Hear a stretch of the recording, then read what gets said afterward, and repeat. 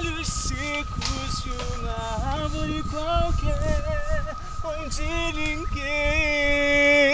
pudesse imaginar que agora uma flor a brotar. olhai, olhai, olhai, os lírios dos campos crescerão, Pois o Senhor nosso nos tem alimentado para nossa alegria. Para nossa alegria. Para nossa alegria.